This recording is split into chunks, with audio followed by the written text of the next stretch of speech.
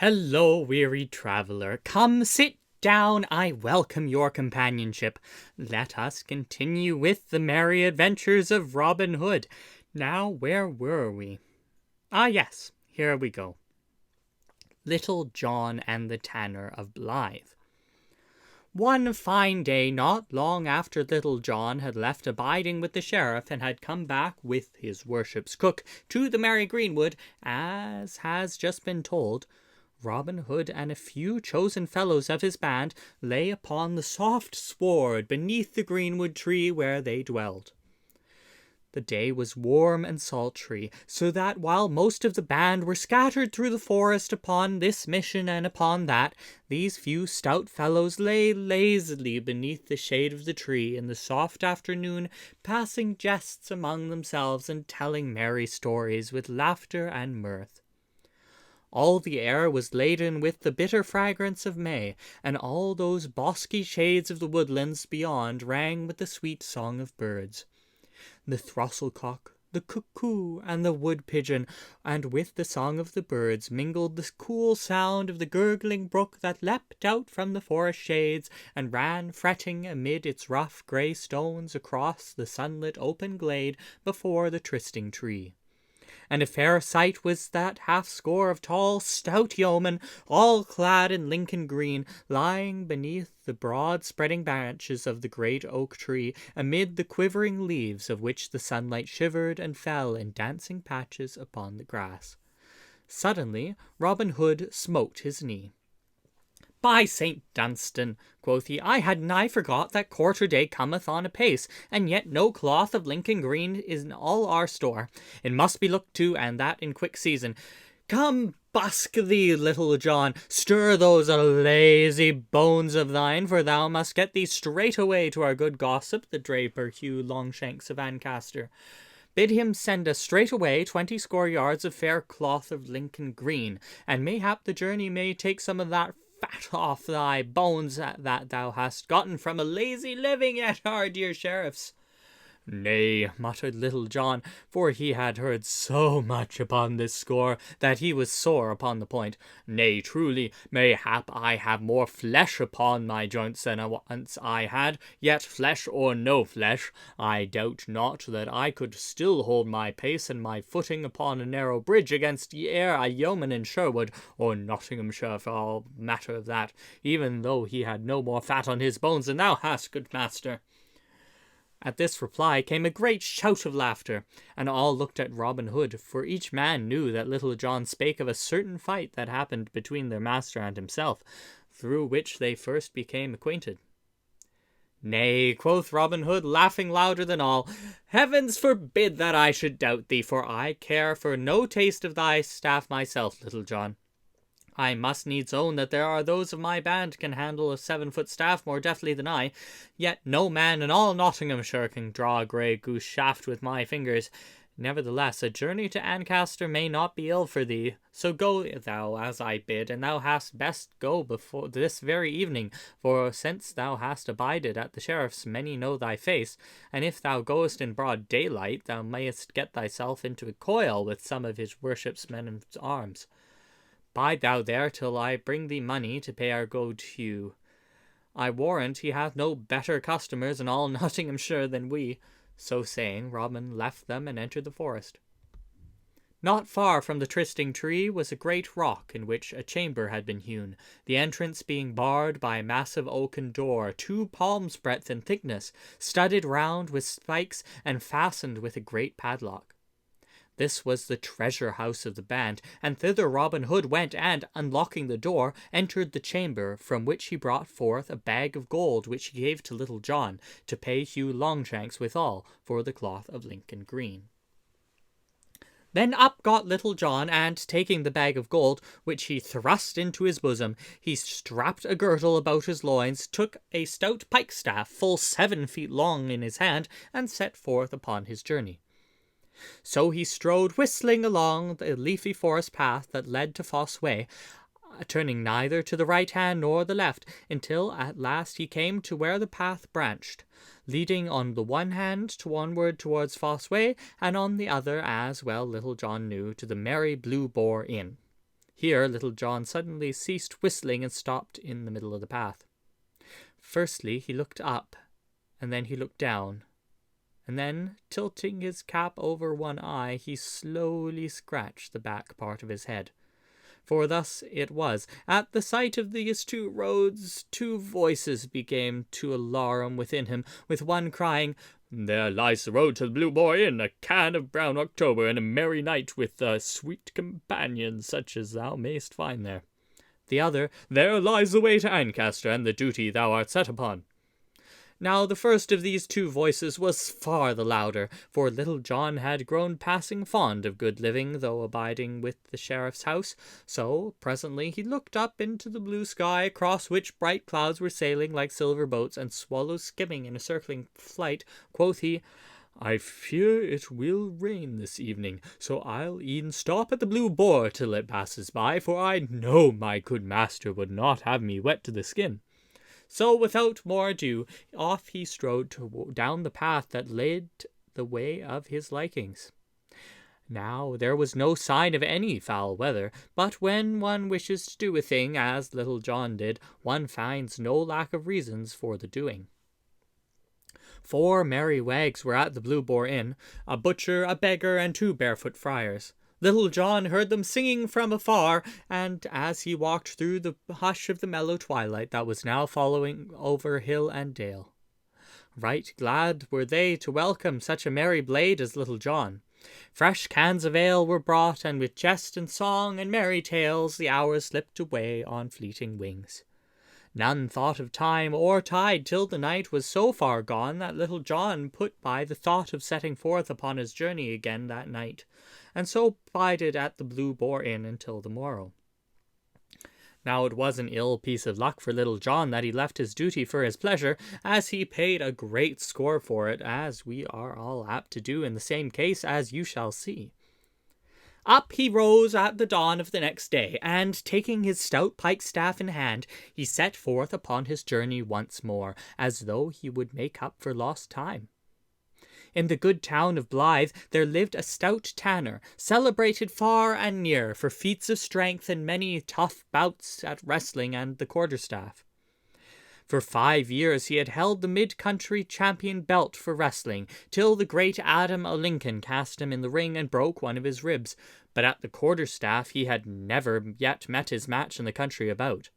Besides all this, he dearly loved the longbow, and a sly jaunt in the forest when the moon was full and the dun deer in season, so that the king's rangers kept a shrewd eye upon him and his doings, for Arthur Bland's house was apt to have a plenty of meat in it that was more like venison than the law allowed.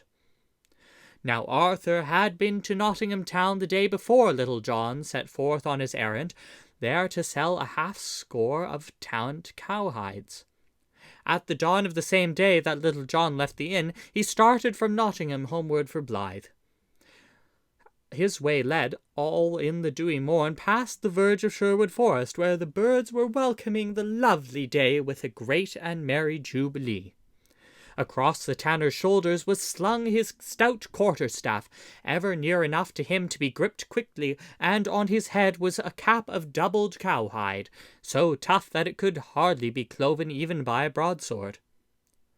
"Now," quoth Arthur Bland to himself, when he had come to that part of the road that cut through a corner of the forest, "no doubt that this time of year the dun deer are coming from the forest steppes nigher to the open meadowlands.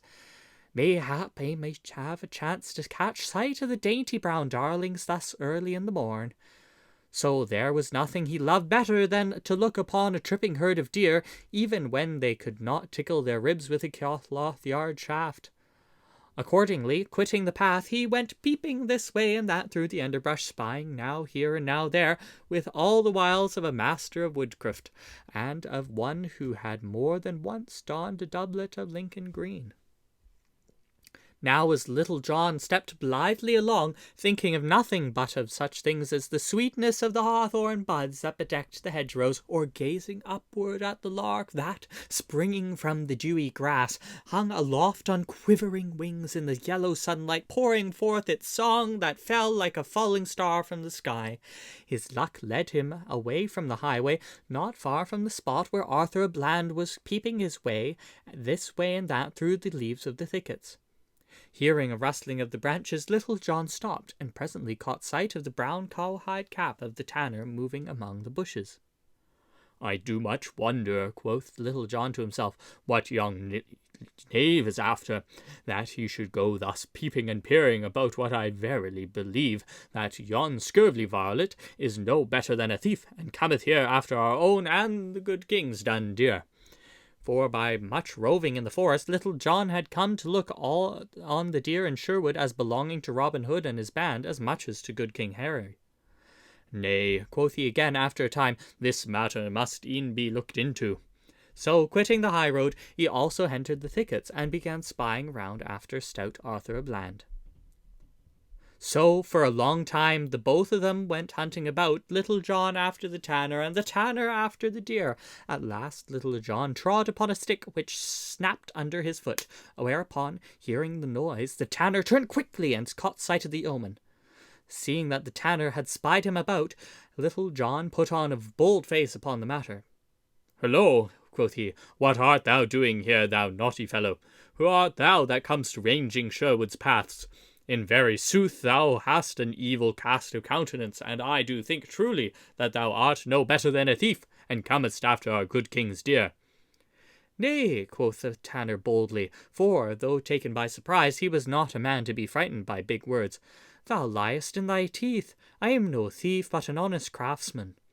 As for my countenance, it is what it is, and for matter of that, thine own is none too pretty, thou saucy fellow." "Ha!" quoth Little John in a great loud voice, "wouldst thou give me back talk? Now I have a great part in mind to crack thy pate for thee. I would have thee know, fellow, that I am, as it were, one of the king's foresters. Leastwise," muttered he to himself, "I and my friends do take good care of our good sovereign's deer." "I care not how thou art," answered the bold tanner, "and unless thou hast many more of thy kind by thee, thou canst never make Arthur à Bland cry a mercy." "Is that so?" cried Little John in a rage. "Now, by my faith, thou saucy rogue, thy tongue hath led thee into a pit thou wilt have a sorry time getting out of. For I will give thee such a drubbing as ne'er hast thou had in all thy life before.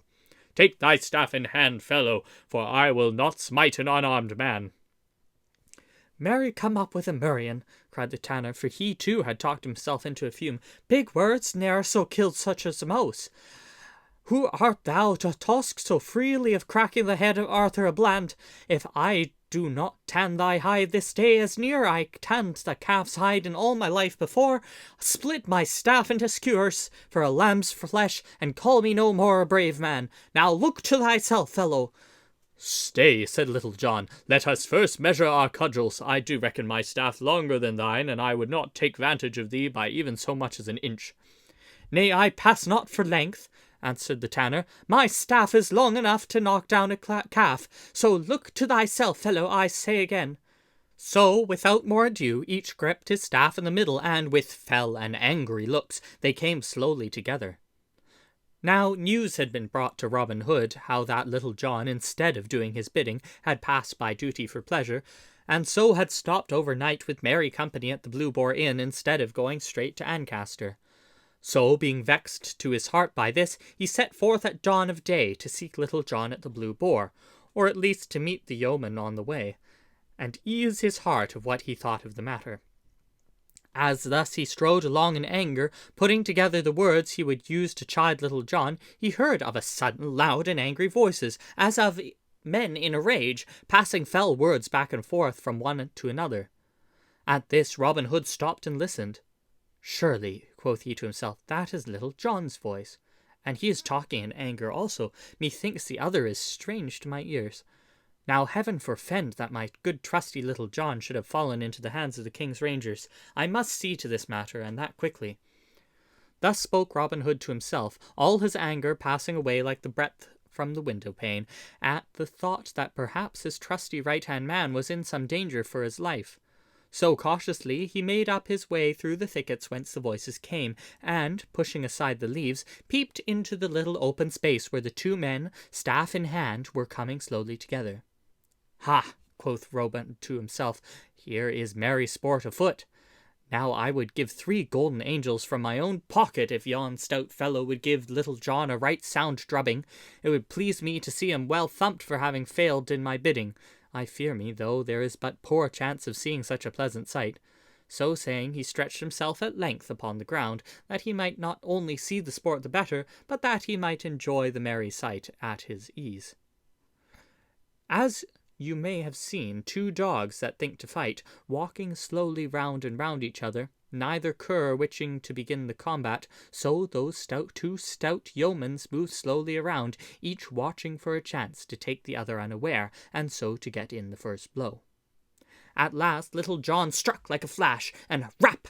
The tanner met the blow and turned it aside, and then smote back at Little John, who also turned the blow, and so this mighty battle began. Then up and down and back and forth they trod, the blows falling so thick and fast that, at a distance, one would have thought that 50 of men were fighting. Thus they fought for nigh a half an hour, until the ground was all ploughed up with the digging of their heels, and their breathing grew laboured like an ox in the furrow. But Little John suffered the most, for he had become unused to such stiff labour, and his joints were not as supple as they had been before he went to dwell with the sheriff. All this time Robin lay beneath the bush, rejoicing at such a comely bout of quarterstaff. "By my faith," quoth he to himself, "never had I thought to see Little John so evenly matched in all my life.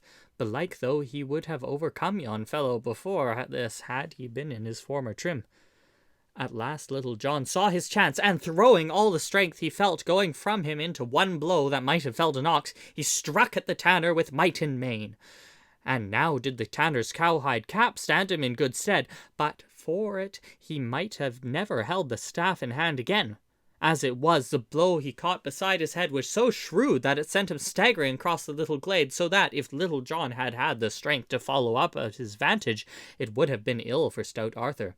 But he regained himself quickly, and at arm's length struck back a blow at Little John, and this time the stroke reached its mark, and down went Little John at full length, his cudgel flying from his hand as he fell. Then, raising his staff, stout Arthur dealt him another blow upon the ribs. "Hold!" roared Little John. "Wouldst thou strike a man when he is down?" "Ay, marry, would I," quoth the tanner, giving him another thwack with his staff. "Stop!" roared Little John. "Help! Hold, I say! I yield me, I say, good fellow!" "Hast thou had enough?" asked the tanner grimly, holding his staff aloft. "Ay, marry, and more than enough." "And thou doubt'st own I am a better man of the 2. "Ay, truly, and a murrain seize thee," said Little John, the first aloud and the last to his beard. "Then thou mayst go thy ways, and thank thy patron saint that I am a merciful man," said the tanner. "A plague o' such mercy as thine," said Little John, sitting up and feeling his ribs where the tanner had cudgelled him. "I make my vow my ribs feel as though every one of them were broken in twain. I tell thee, good fellow, I did think there was never a man in all Nottinghamshire that could do to me what thou hast done this day." "And so thought I also," cried Robin Hood, bursting out of the thicket and shouting with laughter till the tears ran down his cheeks. "Oh, man," said he, as well as he could for his mirth, I didst go over like a bottle knocked from a wall. I did see the whole merry bout, and never did I think to see thee yield thyself so hand and foot to any man in all merry England. I was seeking thee to chide thee for leaving my bidding undone, but thou hast been paid all I owed thee, full measure, pressed down and overflowing by this merry fellow. Marry, I did reach out his arm full length while thou stood gaping at him, and with a pretty rap tumbled thee over as never have I seen one tumbled before." So spoke bold Robin, and all the time Little John sat on the ground looking as though he had sour curds in his mouth. "What may be thy name, good fellow?" said Robin, next turning to the tanner. Men do call me Arthur a Bland, spoke up the tanner boldly, and now what may be thy name? Ah, Arthur a Bland, quoth Robin, I have heard thy name before, good fellow. Thou didst break the crown of a friend of mine at the fair at Ely last October. The folk there called him Jock o' Nottingham. We call him Will Scathellock. This poor fellow whom thou hast so belaboured is counted at the best hand at quarterstaff in all merry England. His name is Little John, and mine is Robin Hood. How, cried the tanner, art thou indeed the great Robin Hood? And is this the famous Little John? Marry, had I know who thou art, I would never have been so bold as to lift my hand against thee. Let me help thee to thy feet, good master Little John, and let me brush the dust from off thy coat. Nay, quoth Little John testily, at the same time rising carefully as though his bones had been made of glass. I can help myself, good fellow, without thy aid. And let me tell thee, had it not been for that vile cowskin cap of thine, it would have been ill for thee this day. At this Robin laughed again, and turning to the tanner, he said, Wilt thou join my band, good Arthur? For I make my vow thou art one of the stoutest men that ever mine eyes beheld. Will I join thy band? Cried the tanner joyfully. Ay, marry, will I. Hey for a merry life, cried he, leaping aloft and snapping his fingers. And hey for the life I love. Anyway, with tan bark and filthy vats and foul cowhides, I will follow thee to the ends of the earth, good master, and not a herd of dun deer in all the forest shall know the sound of the twang of my bowstring. As for thee, Little John, said Robin, turning to him and laughing, thou wilt start once more for Ancaster, and we will go part way with thee, for I will not have thee turn again to either the right hand or the left till thou hast gotten fairly away from Sherwood. There are other inns that thou knowest yet hereabout. Thereupon, leaving the thickets, they took once more the highway and departed upon their business.